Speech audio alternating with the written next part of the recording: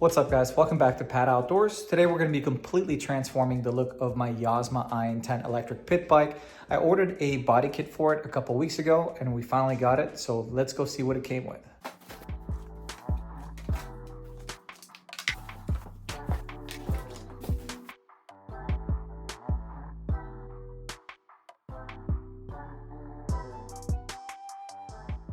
You know, I took a peek inside the box, but I had no idea that it came with this much. They even included the skid plate, which is at the bottom side of the bike, which you could barely see. So that's the front fender, the panel that's under the seat, engine covers, the little plastic pieces that go around the battery, front plate, side panels, controller cover, rear fender. It literally includes everything. As of right now, there are only 2 colors available for the body kit by Yozma. I'm glad I went with this one because it really goes well with my gloss black and red theme. I also got a custom seat cover by Bolts & Volts coming, so stay tuned for that later in the video. They also have another color, I think it's like desert digital camo if you're looking for a completely different look. If you're interested in checking out Yozma's new body kits or any of the parts that we're using for today's project, I'll have everything linked in the description below. You can also get yourself 5% off by using discount code PATOutdoors.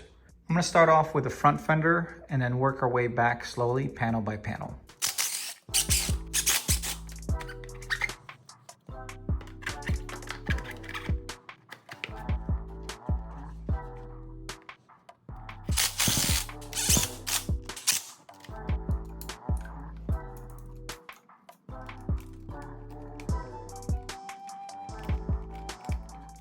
Two bolts for the bracket for the front number plate are a little bit hard to get to. It's also held on by the same bolts for the headlight bracket. I like to use a long Allen wrench with a rounded tip. These just give a lot of flexibility as far as what angle you can access the bolts.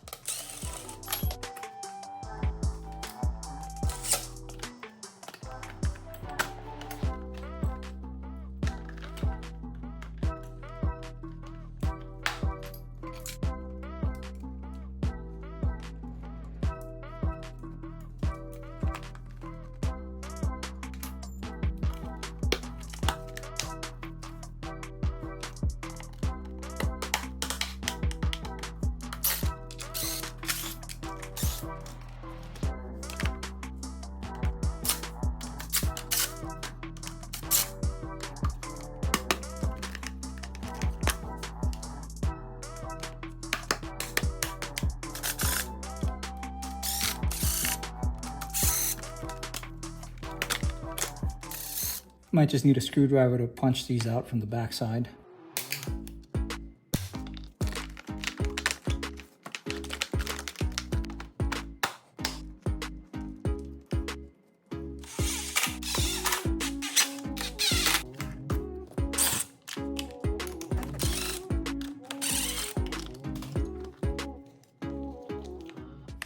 Looks like we're gonna have to disconnect this from the controller. I guess there are 2 ways we can approach this. We can either disconnect the plug going to the controller for the ignition, which we should be able to access by taking that front cover back off, or I could disassemble the ignition cylinder. I'm too lazy to remove the front cover again, so I'm just gonna try to do this. Hopefully we can put it back together. Definitely don't lose that.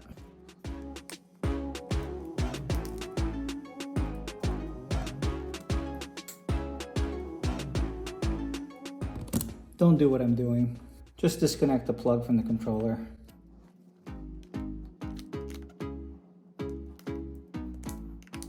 Okay, hopefully I put that back together right.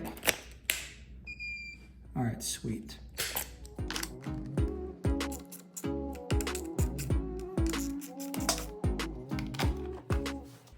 Man, my bike's so new. I haven't even taken off all this blue wrap from the key cylinder. So I'm gonna do that when we take this panel off.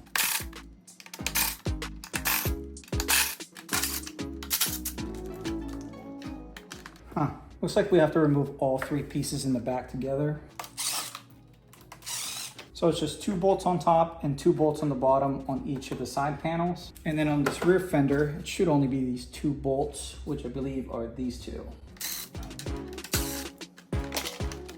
So for the lock cylinder on the side, we just have to remove this retaining clip. I believe we could just pull it off with a pair of pliers.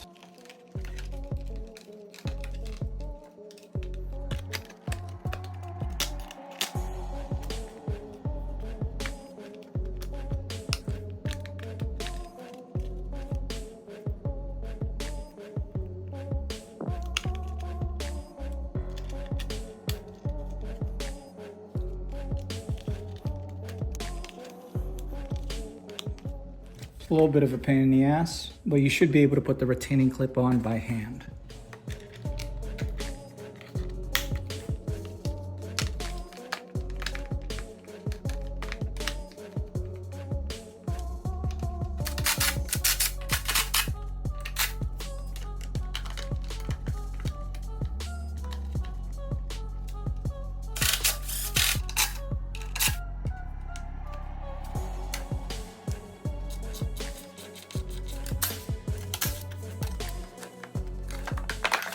Not actually sure how these are secured. Looks like there are pins that go through from the outside in. Then there are circlips that are holding them in.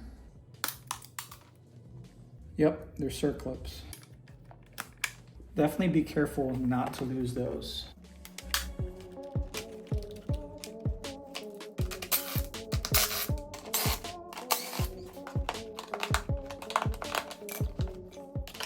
It's definitely a snug fit. See if the new one fits the same.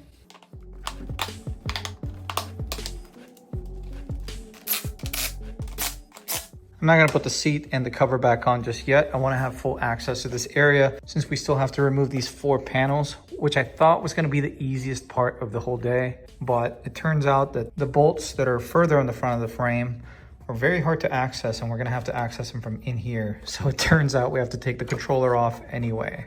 But the back ones are pretty easy to reach.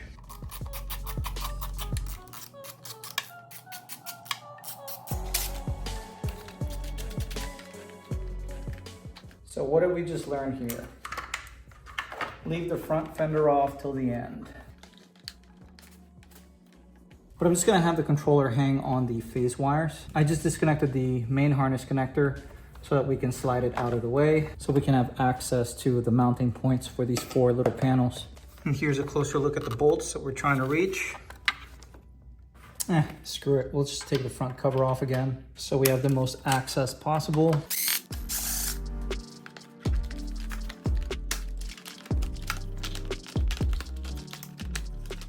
So yeah, just a tip that you can learn from today's video would be to leave the front panel off until the very end. What's funny is I just ordered a controller upgrade for this bike, and you'll never guess what controller I decided to go with.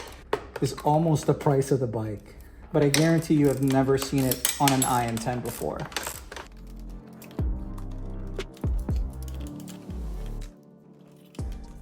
You just got to transfer the clips over.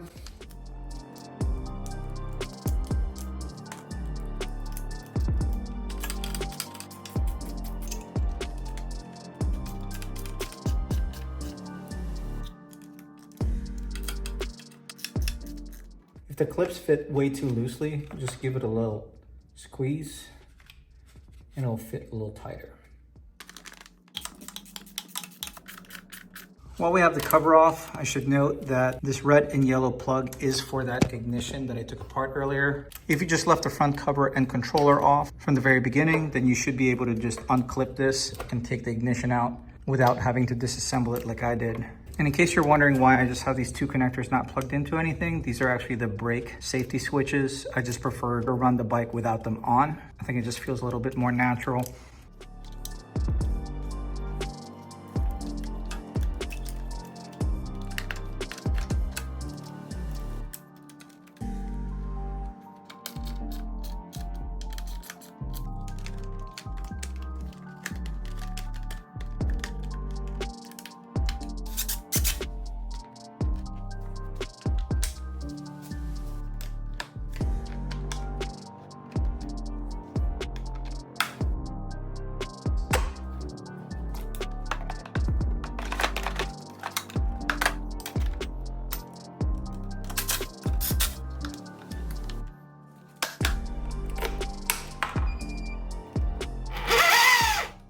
Everything still works. There is one more piece left in the kit though, which I'm not quite sure where it goes.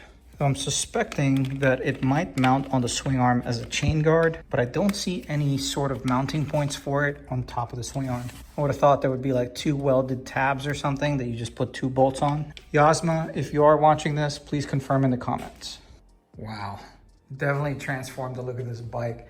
It's certainly a lot more unique than just having black plastics. Kind of want to do something similar with my Tudio. I think the all black look kind of gets a little boring sometimes, and this is definitely a nice change for once. And I still can't believe they got every single panel, including the skid plate. I can't wait to get the new seat cover on, complete the whole transformation. I think what really makes this bike so far, on top of the plastics, is the combination with the new wheel set. The gloss black Supermotos with the super wide street tires just look so good on this bike.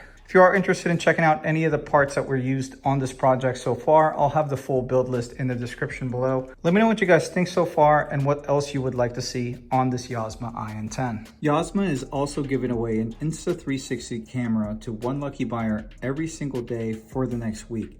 If you are interested in getting more information on this bike, I will have it linked in the description below. You can also get yourself 5% off using discount code PATOutdoors.